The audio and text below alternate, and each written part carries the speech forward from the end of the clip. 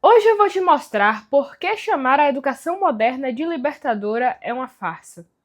Vamos ao vídeo, sem mais demoras, estamos refletindo sobre o livro Emburrecimento Programado. Primeiro eu vou fazer a leitura do trecho do John Taylor Gatto e depois eu quero fazer contigo uma comparação entre a educação antiga e a educação moderna. Pois bem, vamos ao vídeo. O grande triunfo da escolarização em massa e compulsória monopolizada pelo governo é que, mesmo entre os melhores dos meus colegas professores, ou entre os melhores pais dos meus alunos, apenas pouquíssimos deles são capazes de imaginar um modo diferente de se fazer as coisas. As crianças têm de aprender a ler e escrever, não têm? Elas têm de saber soma e subtração, não têm? Têm de seguir ordens para poder ter um emprego um dia. Há apenas algumas gerações, as coisas eram muito diferentes nos Estados Unidos. Originalidade e variedade eram comuns. Nossa independência de um controle rígido nos transformou no milagre do mundo. Era relativamente fácil transpor os limites das classes sociais. Nosso povo era extraordinariamente confiante, inventivo, capaz de fazer muita coisa independentemente e de pensar por si só.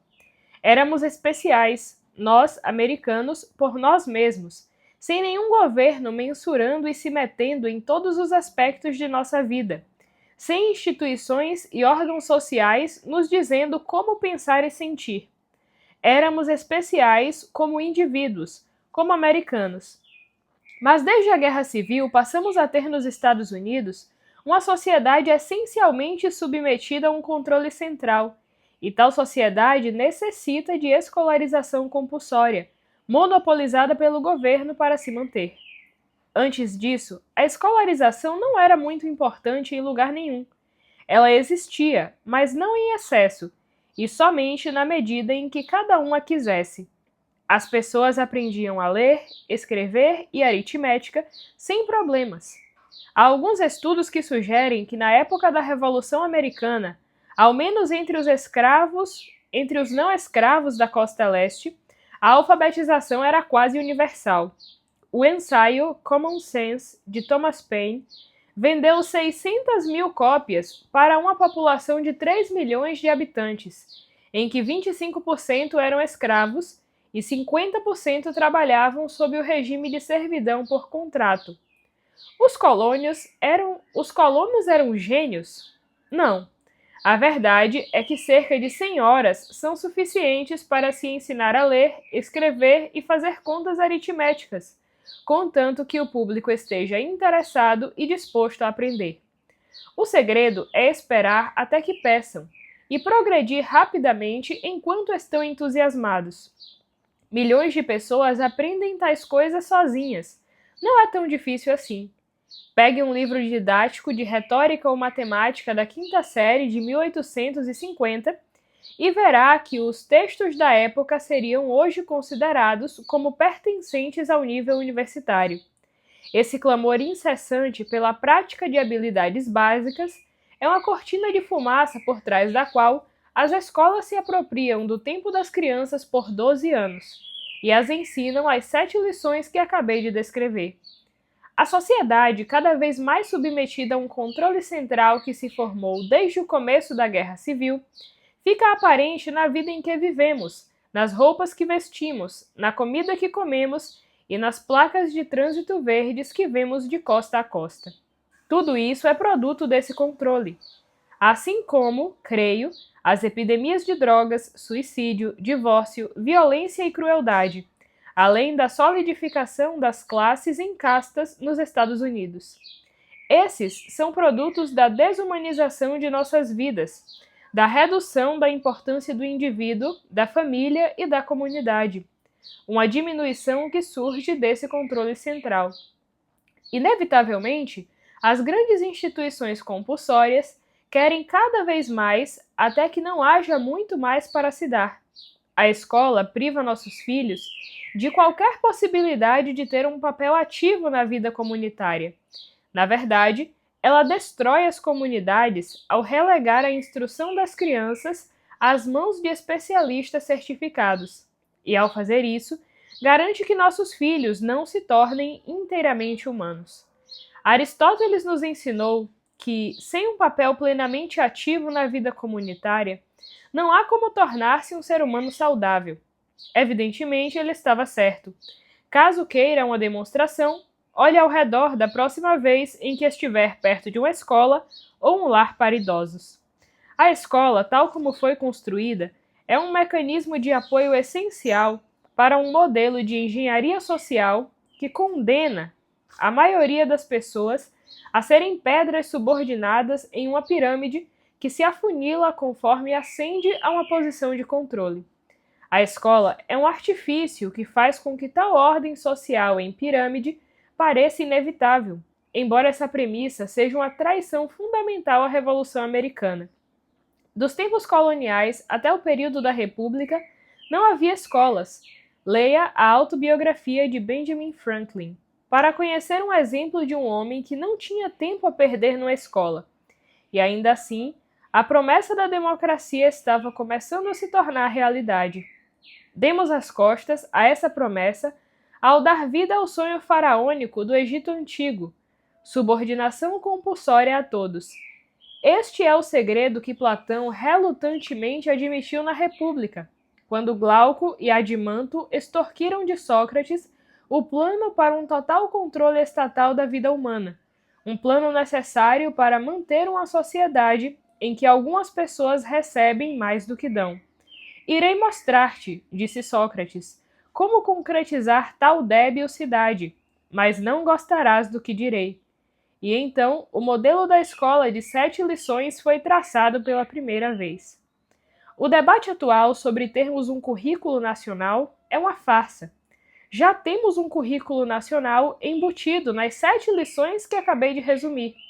Esse currículo produz uma paralisia física, moral e intelectual. E nenhum currículo de conteúdos será suficiente para reverter seus efeitos hediondos. O que atualmente se debate na nossa histeria nacional sobre o fracasso escolar não leva em conta o principal. As escolas ensinam exatamente o que se pretende que ensinem, e fazem isso muito bem, como ser um bom egípcio e permanecer no seu lugar da pirâmide. Pois bem, aqui está o texto do John Taylor Gatto. Eu quero focar contigo em 2 pontos. O primeiro deles é a diferença entre a educação moderna e a educação clássica. E uma outra coisa que eu queria comentar contigo é esse ponto, que a gente não precisa de um currículo porque já temos, e esse currículo produz uma paralisia física, moral e intelectual. Muitas vezes eu vejo as pessoas assistindo algo no Instagram, tem aquelas caixinhas de perguntas e as pessoas perguntam aos outros a respeito do seu próprio casamento, a respeito de um relacionamento, se elas devem fazer de um jeito ou não, e assim por diante. E quando eu vejo situações como essas, eu fico pensando, cara, o que é que faz uma pessoa entrar na caixinha de alguém que ela nem conhece direito para perguntar sobre algo tão íntimo quanto o seu próprio casamento, a sua vida moral e assim por diante? Não estou dizendo que a gente vai viver sem pedir ajuda a ninguém. Não é isso. Mas se você tem uma dúvida a respeito da moral, pergunte a um padre presencialmente, converse, tem um diretor espiritual, peça ajuda ao padre da sua paróquia, peça ajuda a alguém, mas expor a sua vida inteira numa caixinha de Instagram diante de um desconhecido, para que algo assim acontecesse somente vivendo em uma sociedade em que as pessoas estão paralisadas física, moralmente e intelectualmente. As pessoas precisam ir a um nutricionista para descobrir que elas não podem comer McDonald's todos os dias. As pessoas precisam de um professor de educação física para dizer que elas têm que se movimentar. E eu não estou dizendo que essas profissões não são importantes. Não é isso. Eu estou dizendo que existem coisas básicas que as pessoas deveriam saber. As pessoas deveriam ter uma certa intuição. Poxa vida, esse McDonald's aqui talvez não seja o melhor caminho para mim. E não precisa de um especialista para te dizer isto. Basta ser humano e ter olhos para ver que algumas coisas simplesmente não funcionam. Você não precisa de um professor lhe dizendo que você não pode gritar ao seu filho. Você não precisa de um professor para te dizer que você não pode espancar o seu filho. São coisas básicas que as pessoas hoje em dia estão delegando para os outros e querendo que os outros pensem por elas. É quase que sempre uma busca incessante por respostas prontas. E isso é um problema. Por quê? Porque todas as pessoas que estão vivendo são humanas e até os especialistas podem cometer erros.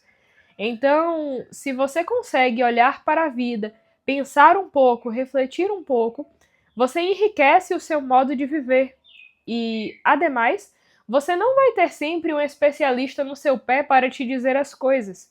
Então, essa independência que nos falta é justamente fruto de anos e anos sempre delegando a sua inteligência. Você faz uma conta de matemática e você não sabe provar porque aquilo está certo. Você faz uma análise de um texto e não sabe provar porque o autor disse a coisa A e não a coisa B. E durante a antiguidade inteira, as coisas não funcionaram desse modo. Uma pessoa que passava pela educação do trivium e do quadrivium, por exemplo, sabia perfeitamente dizer por que um argumento era falso. Então, a pessoa olhava para um argumento, o outro estava ali conversando, e a pessoa não ia dizer: ah, esse argumento é falso porque eu acho isso, porque eu sinto isso. Não, a pessoa saberia dizer: olha, por causa de A e B, você disse que A é uma coisa, B é outra, e A é diferente de B, e por causa disso, o que você está dizendo está errado. Então, as pessoas tinham um modo de pensar. Na antiguidade, durante o Trivium, a gente não tinha um currículo de conteúdos a serem ensinados, mas, na verdade, a gente tinha um jeito de ensinar as pessoas a pensarem. Uma pessoa que passava pela gramática, pela retórica e pela lógica, primeiro ela ia aprender a ler, a memorizar. Então, eu memorizei aqui um trecho de Virgílio, eu agora compreendo esse trecho de Virgílio, ele está dizendo essa coisa aqui, e ele está dizendo isso, e não outra coisa, porque morfologicamente acontece assim, assim, assim, e sintaticamente isso daqui é uma causa, isso daqui é uma consequência. Então, a pessoa saberia explicar por que o Virgílio está dizendo aquilo, e não só porque foi assim, e ponto final. Depois, passando pela retórica, a pessoa aprenderia a se posicionar. Alguns autores colocam a lógica antes da retórica, mas aqui, para efeitos didáticos, eu vou seguir a ordem gramática, retórica e lógica, tá? Então imagina, a pessoa aprendeu a se posicionar, mas primeiro ela aprendeu a ler, aprendeu a compreender. Então nota que a pessoa não está aprendendo a ser crítico antes de entender o que o autor está dizendo. Esse é um dos grandes problemas que depois eu quero trazer aqui no canal. Não há problema em ser uma pessoa crítica, mas o problema é quando você quer ser crítico sem nem entender. Então, quantas pessoas leem, por exemplo, Fernando Pessoa, Luís de Camões, qualquer outro autor que seja, a Carta de Pero Vaz de Caminha, e elas já querem criticar, já querem dizer, já querem tomar um partido antes de entender o que o autor está dizendo. É isso daqui que eu critico fortemente. Então, a pessoa vai aprender a se posicionar, a colocar argumentos, a se posicionar de acordo com aquilo que ela pensa. E por último, a lógica. Na lógica, a pessoa vai aprender a ordenar o próprio pensamento e, além de ordenar o próprio pensamento, a dizer e a buscar a verdade. Então, esses 3 pontos que os antigos recebiam como educação o tornavam pessoas livres. E não importa que eles não tivessem estudado história, geografia ou qualquer coisa que seja, porque a partir desse ponto, eles estarão preparados para estudar qualquer matéria. De nada adianta você jogar um livro de história na direção do seu filho se o seu filho lê aquele conteúdo e ele não sabe diferenciar uma falácia de uma verdade. De nada adianta dar um livro de ciências ao seu filho se ele não sabe distinguir um fato de uma opinião, se ele não sabe olhar para o autor que escreveu aquele livro e pensar se de fato ele está escrevendo a verdade ou se ele está escrevendo qualquer outra coisa em interesse próprio. Então, isso daqui é um ponto essencial. Se você puder, busque sempre aquilo que é melhor para o seu filho. Não tente abarrotá-lo de conteúdo. Isso serve para você também. Não queira se abarrotar de conteúdo, mas queira, na verdade, formar a sua inteligência para ouvir bem aquilo que é dito, compreender e, além disso, distinguir aquilo que é verdade do que é mentira. Eu espero que você tenha gostado desse vídeo. Um forte abraço para você e até a próxima!